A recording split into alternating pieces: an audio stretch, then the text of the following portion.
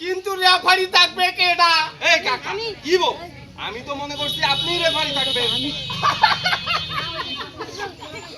কি রে তুই কি কইলি? এই কাকা রেফারি থাকবো? এই কাকা যে এই এলাকার মধ্যে এমনিতে জিলাপির মতো প্যাচ লাগায় বাড়ায়। থাক আর বলিস না। আরে থাক মুরব্বী মানুষ, কথা বলিস না। শোন, আমি কইতাছি রেফারি ছাড়া আমি খেলুম না। তোর টেনশনে ফেলাই দিল। কি বলিস?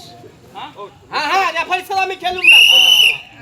আপনারা থামেন রেফারি আমি হব আর সহযোগিতা করবে রোকসানা।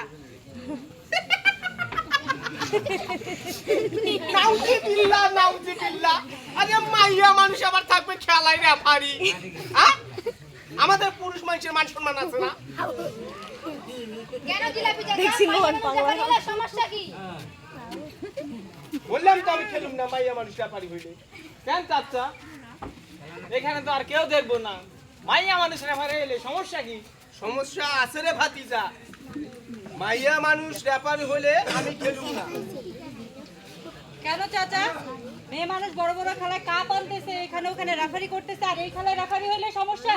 হ্যাঁ সমস্যা আছে, কারণ মাইয়া মানুষ যদি এখানে রেফারি থাকে আমাদের পুরুষের মান সম্মান কমাই যাবে। এই রোকসানা তো এই চাচাকে একটু ডাকে নিয়ে আসতো। চাচা একটু আপনি আসেন তো।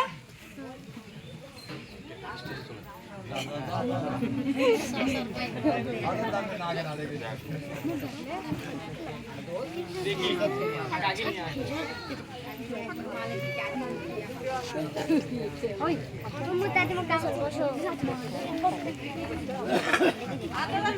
আপনি বলেন তো, মেয়ে মানুষ যদি খেলার নিয়ম কানুন জানে তাহলে রেফারি করলে কোনো সমস্যা আছে? না, কোনো সমস্যা নাই। তাহলে কি আমরা রেফারি করতে পারি?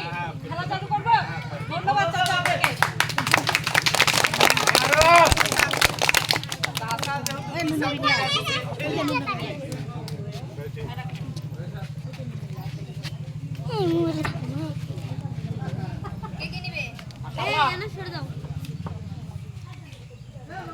এই সামনে আগে আসো। এই জিতছি।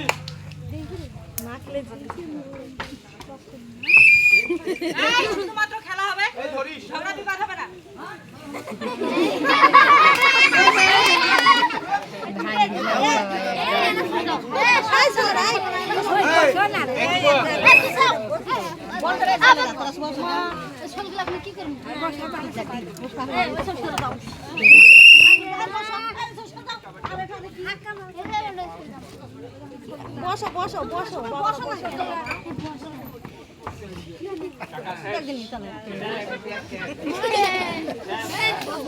বসলে সুন্দর করে আমি আছি, আপনার ভাতিজা খেলবো আপনার লাগে।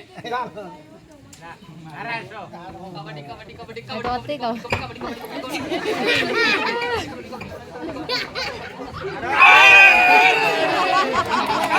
কবাডি। এই জিতলো কে রে? জিতলো কে? আবিয়াতি আবিয়াতি। জিতলো কে রে? জিতলো কে? আবিয়াতি আবিয়াতি।